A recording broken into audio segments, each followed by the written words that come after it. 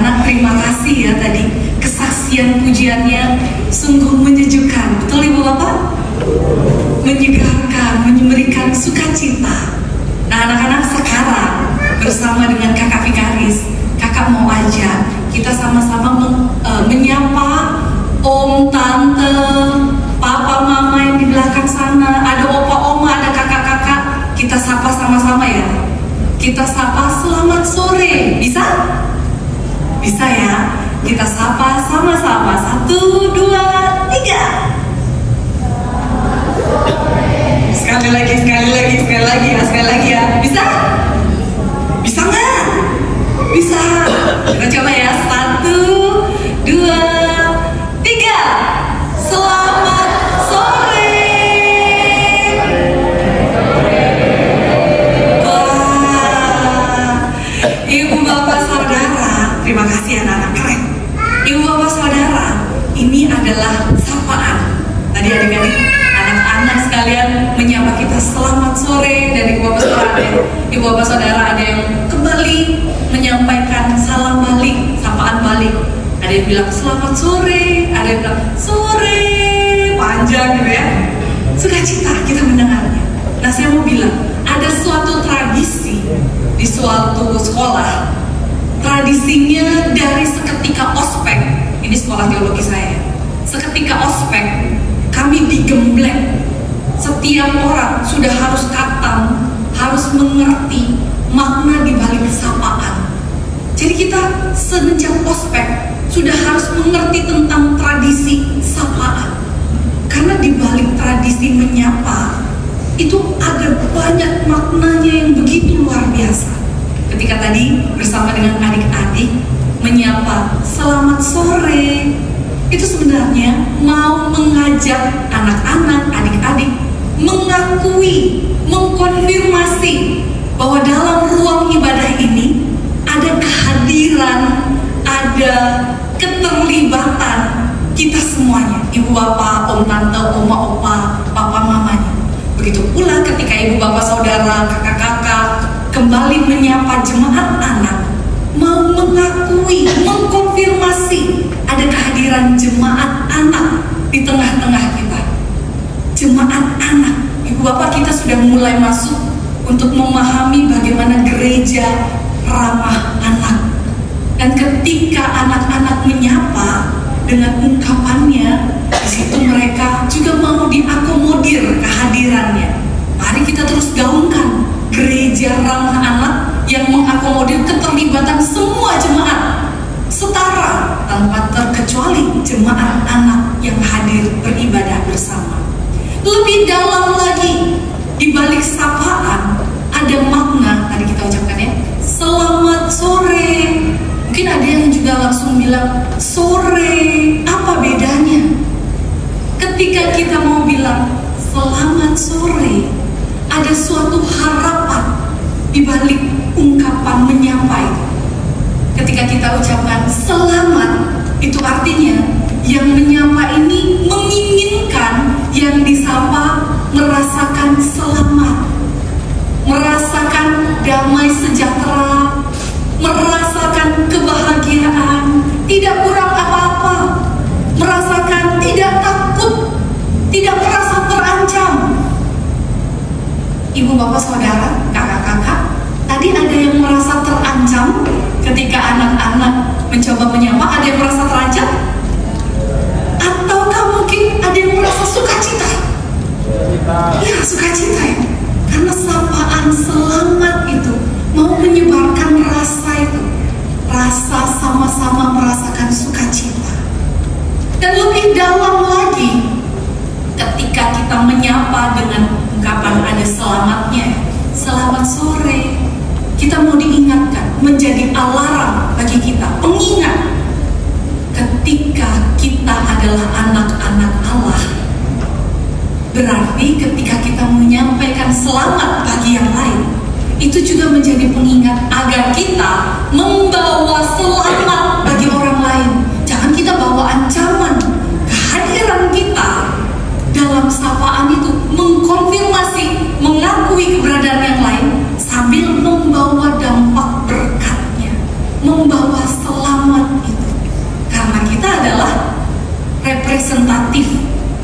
Sang Juru Selamat. Kita mau menyatakan selamat, mau menyatakan berkat-Nya. Nah, itu Bapak, Ibu, Bapak, Saudara, yang juga mau ditunjukkan dari ekspresi ungkapan hati pemazmur. Daud di pasal 133 kitab Mazmur ini, Daud mengekspresikan ungkapan hatinya. Ia merasa selamat, ia merasa sukacita. Ada komunitas sosial di tengah kehidupannya yang membagikan rasa selamat itu. Dan dengan itu ia mau membagikan ekspresinya. Dikatakan di ayat pertama. Apa dikatakan di situ? Oh, alangkah.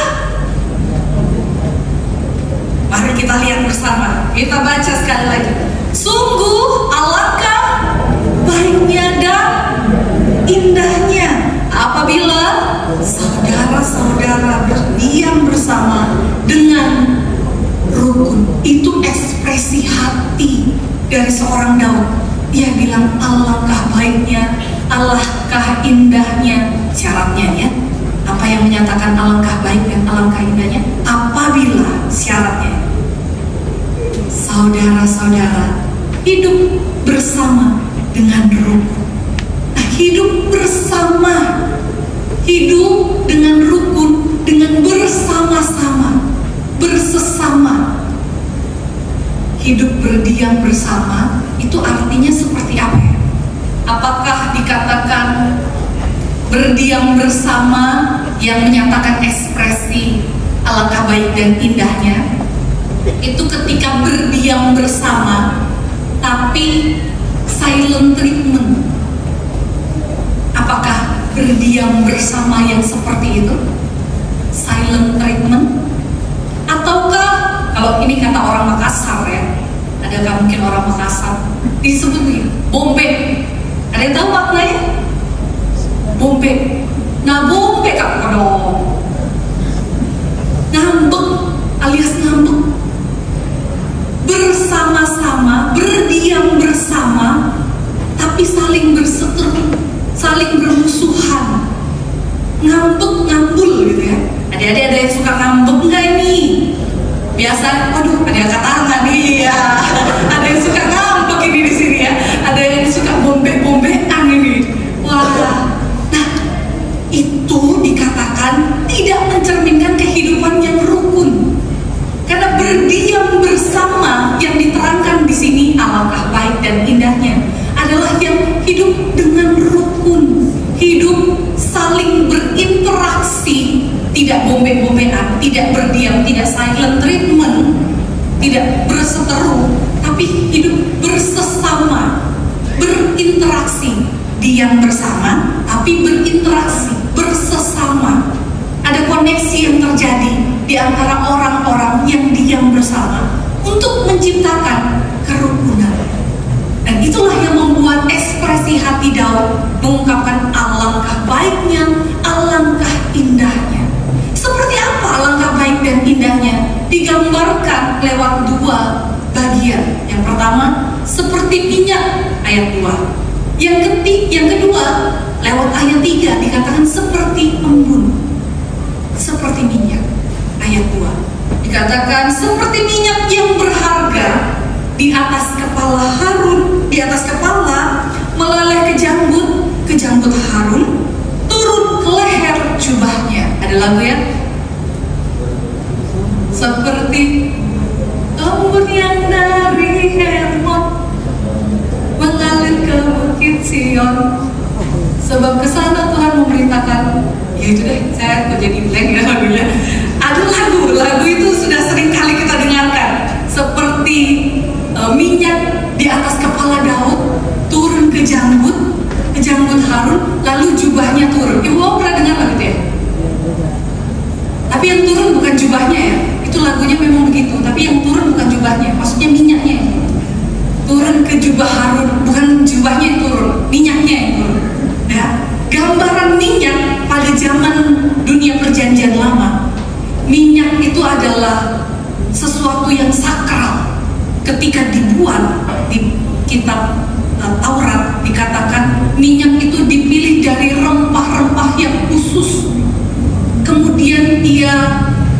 diparut secara cermat sehingga itu menjadi minyak urapan yang kudus.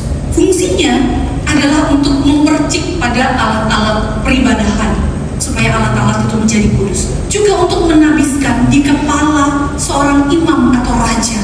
Nah, kalau di ayat 2 dikatakan minyak itu ditaruh di atas kepala seorang imam Harun, berarti minyak ini fungsinya adalah untuk mengkuduskan, mengkhususkan, karena ada suatu pekerjaan khusus, pekerjaan kudus yang harus dilakukan seorang yang menerima urapan di kepalanya. Dan dikatakan minyak urapan itu meleleh, itu artinya minyaknya begitu banyak, meleleh hingga ke janggut. Adik-adik tahu nggak janggut itu gimana? Apa Clara? Oh, jenggot, kumis ya, jenggot. Ada yang punya jenggot? Coba diperiksa dulu, ada nggak? Nggak ada. Tidak ada anak-anak yang punya janggut. Karena yang punya janggut itu menjadi salah satu ciri tanda, meskipun nggak semua orang punya ya, menjadi tanda dari kedewasaan seseorang ketika punya janggut. Nah, itulah dikatakan ketika minyaknya meleleh hingga ke janggut Harun, seorang imam, itu adalah menunjukkan kedewasaan seorang yang diurapi dengan minyak yang kudus, yang memiliki kedewasaan. Dan ketika meleleh hingga ke leher jubahnya, jubah yang dipakai oleh seorang imam adalah jubah yang khusus dipakai ketika ia bertugas. Ada jubah khusus, jubah efod. Nah, ini mau menunjukkan bahwa pakaiannya adalah pakaian yang dikhususkan, dan untuk itu ia harus menjaga kehidupannya, bertanggung jawab, menjaga kehormatan kewibawaan pakaian itu, sehingga ia perlu kedewasaan rohani, kedewasaan berpikir, menjaga kewibawaan yang ada padanya dengan minyak berharga yang telah diurapi kepadanya. Wah, itu gambaran pertama bagaimana persekutuan hidup yang rukun antara saudara bersaudara digambarkan seberharga itu. Tidak kalah lagi seperti embun. Kalau di Jakarta ini mau cari embun di daerah mana ya? Pagi-pagi. Ya Bogor ya, Bogor bukan? Daerah Senayan. Iya, pagi-pagi saya belum pernah sampai Senayan. Mungkin Bapak pernah melihat di daerah Jakarta ada embun, tapi tidak sering ditemukan. Mungkin pada saat musim-musim tertentu. Tapi kalau kita ke daerah yang memang tinggi, dataran tinggi, setiap pagi pasti ada embun di situ. Nah, ketika dikatakan embun itu ada di suatu tempat yang tinggi, ia mau melambangkan kesejukan, kesegaran. Ada sukacita dengan kedinginannya itu, kita boleh merasa ketenangan di dalamnya. Nah, embun ini dikatakan sejuk dan air yang segar ketika ia kena di tanaman, maka tanaman itu akan tumbuh dengan baik dan sehat. Maka kalau di dataran tinggi, tanamannya itu lebih subur-subur ya, dibandingkan tanaman di daerah-daerah dataran rendah. Karena ada air embun itu tadi yang menyegarkan. Nah, jadi saudara-saudara yang berdiam bersama dengan rukun itu digambarkan seperti embun. Ia menyejukkan, ia menyegarkan, memberi pertumbuhan yang baik dan sehat. Lihat, itu ciri-cirinya ya. Persaudaraan itu memberi pertumbuhan yang baik dan sehat. Fakta menarik lagi dikatakan di sini, embun di gunung Hermon sampai ke bukit-bukit Sion. Secara teritorial, gunung Hermon itu gunung yang tinggi, gunung bersalju yang ada di wilayah kerajaan Israel Utara. Nah, gunung Sion berbeda wilayah teritorial. Ia ada di wilayah kerajaan Israel Selatan. Wilayah pemerintahannya berbeda. Ini sedang berseteru, mereka pecah jadi Israel Utara dan Selatan. Tapi ketika Daud mau menggambarkan persaudaraan yang rukun itu bagaikan embun di Gunung Hermon mengalir sampai ke Gunung Sion, ia mau melihatkan bahwa saudara itu harus rukun, harus utuh, agar situasinya, lihat di sepanjang air itu mengalir dari Gunung Hermon sampai ke Sion, itu terus menghadirkan kehidupan di sepanjang aliran air. Seperti itulah persaudaraan. Meskipun terlihat lompatannya jauh sekali, kalau saya membaca di peta Alkitab, jaraknya antara Gunung Hermon ke Gunung Sion 443 km. Kalau saya cari-cari, Jakarta kemana ya 400-an kilometer? Ke wilayah Semarang, Jawa Tengah. Antara Jakarta ke Semarang, embunnya itu terus mengaliri menjadi sumber air utama di sungai-sungai Yordan. Ibu bapak saudara, seperti itu gambaran kehidupan persaudaraan yang utuh. Kehidupan selalu ada di tengah aliran air itu. Meskipun musim kemarau, tapi ia tetap dapat memasok air yang dibutuhkan. Begitu bisa dikatakan persaudaraan yang rukun itu digambarkan seperti minyak dan embun. Jadi kesimpulannya, Allah amat menyenangi, Allah senang dengan hidup saudara demi saudara yang rukun, yang menjaga kedamaian. Ketika itu ayat 3b dinyatakan, sebab kesanalah Tuhan memerintahkan berkat kehidupan untuk selama-lamanya. Ada berkat Tuhan, karena Tuhan senang melihat kehidupan saudara demi saudara yang rukun satu dengan yang lain. Nah ibu bapak saudara, demikianlah firman Tuhan ini ditafsirkan. Sekarang bagaimana? Pertanyaan bagi kita, apakah lifestyle, gaya hidup rukun itu susah atau gampang sih? Susah atau gampang ibu bapak? Susah-susah gampang. Susah dulu kan yang disebut, berarti susah ini. Saya ada video, semoga ibu bapak pernah melihatnya, karena saya mencari lagi tidak dapat. Saya coba gambarkan, semoga ibu bapak pernah melihat atau nanti melihatnya bisa memahami bagaimana susah gampangnya hidup rukun. Ada 2 ekor kambing yang diikat sama-sama lehernya dengan seutas tali. Talinya tidak panjang, membuat ia kalau pergi harus bersama terus. Lalu ia menemukan di sebelah kanan, kambing yang sebelah kanan ini melihat di depannya ada rumput. Jadi dia menghadap ke kanan, lalu ada rumput. Kambing yang satunya dia lihat ke kiri, ada rumput juga di sebelah kiri. Wah, mereka segera pergi ke rumput itu. Tapi tali yang pendek ini tidak bisa mencapai rumput di sebelah kanan ataupun sebelah kiri. Mereka saling terus ke kanan ke kiri, tidak pernah sampai ke rumput itu. Mereka berseteru terus, beda arahnya. Mereka saling berpikir, wah, saya harus bisa sampai di makanan saya ini, lezat ini rumputnya, sudah lapar. Yang satunya juga pikir, saya jangan mau kalah, saya juga harus sampai di situ. Sampai mereka kecapean, kelemahan, habis energi, mereka tidak pernah bisa makan rumput itu. Tapi ketika mereka sudah capek, mereka pikir lagi, oh iya ya, bagaimana kalau kita sama-sama, bersama-sama. Jadi yang kanan pergi ke yang kiri, ayo kita bersama-sama pergi ke kiri, makan dulu rumput yang di kiri, makan bersama-sama. Sudah habis makan yang di kiri, ayo kita ke kanan, masih ada, makan yang di kanan bersama-sama. Tidak lagi mereka berseteru. Ibu bapak saudara, ketika perseteruan mau menunjukkan bagi kita, di hadapan kita ada berkat, tapi berkat itu tidak pernah sampai di hadapan kita. Tidak pernah kita sampai menerima berkat karena perseteruan kita, karena kehidupan yang jauh dari itu. Tapi ketika kita membuka diri, mau rukun, ayo hidup sama-sama, hidup bersama dengan rukun, disitulah berkat Tuhan kita terima. Berkat Tuhan sampai pada kita.